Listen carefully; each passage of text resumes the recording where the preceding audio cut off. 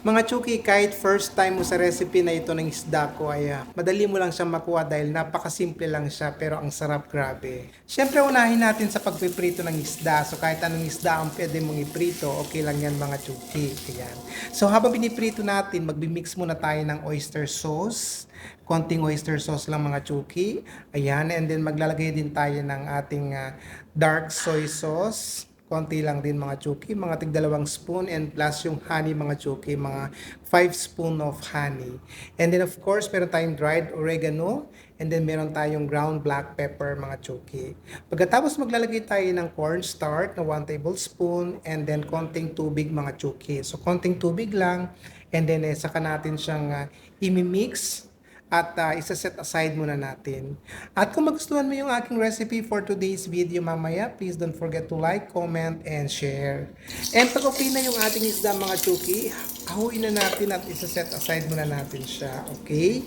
And then sa ating cooking pan, ayan, maglalagay tayo ng konting butter. Kung meron kayong olive oil or kahit na anong oil, may pwedeng margarine. Kung anong available lang ninyo sa kusina, pwede nyo pong gamitin. Pero kung may butter kayo, mas malinamnam kasi sa ating recipe for today's video. Ayan. So pag tunaw na yung ating butter, ilalagay na rin natin yung ating garlic. So nagdiktik lang ako ng isang buong garlic dito mga chuki. Ayan. Iniwa ko lang siya ng medyo maliliit. Ilalagay na natin yung ating chili. So itong sili naman ang lagay ko ay hindi ganun ka super spicy, kaya don't worry. Kailangan lang natin makuha ang konting flavor niya para talaga perfect sa ating recipe. At pag ganito na mga chuki, medyo nag-dark brown na yung ating ng ating garlic at saka yung chili, ilalagay na natin yung ating sauce kanina. So, di ba, napakasimple lang. So, hayaan muna natin medyo kumulo siya ng bahagya mga chuki para talagang medyo maluto yung ating cornstarch kanina. At syempre mag-mix yung iba pa natin mga ingredients like yung bawang at saka yung chili. Okay?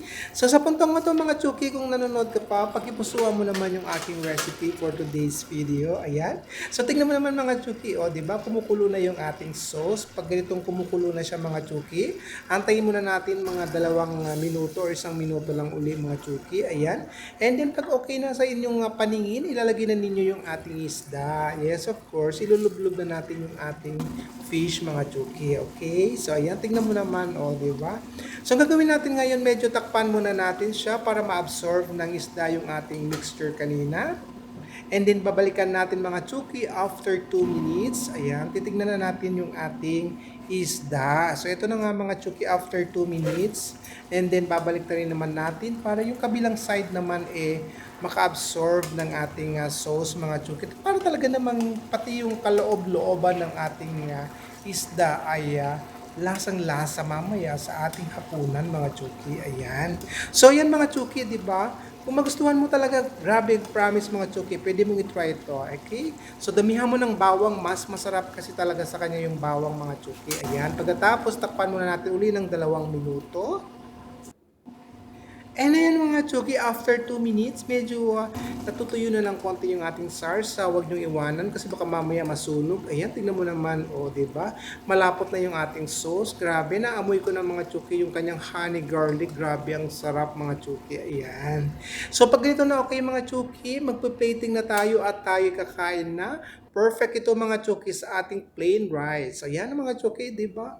Kahit anong isda pwede yung gamitin mga chuki dahil napakasarap naman to sa ating honey garlic yung isda na kahit anong klase ng isda mga chuki. Okay? So ito na nga mga chuki, binuhos ko na yung ating mga sarsa. Grabe na talaga, grabe ang sarap mga chuki. At binugburan ko pa ng konting dahon ng sibuyas. At saka syempre meron akong toasted na garlic. Ayan mga chuki. Para talagang mas garlic talaga yung ating fish. Ayan. At so ito na nga mga chuki yung ating food review. Ayan. Itong fish talaga na itong mga chuki ay hindi rin to matinik. So perfect lang to.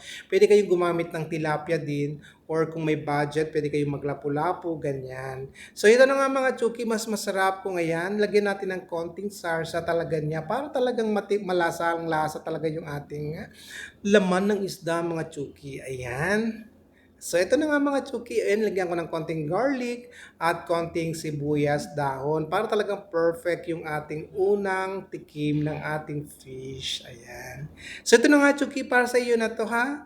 Ayan, thank you for watching and see you on my next vlog mga Chuki. So hindi ko na kayo papakita sa inyo kung paano kakakain kasi nakakaya naman sa inyo. Okay? So God bless everyone and stay safe. See you on my next vlog.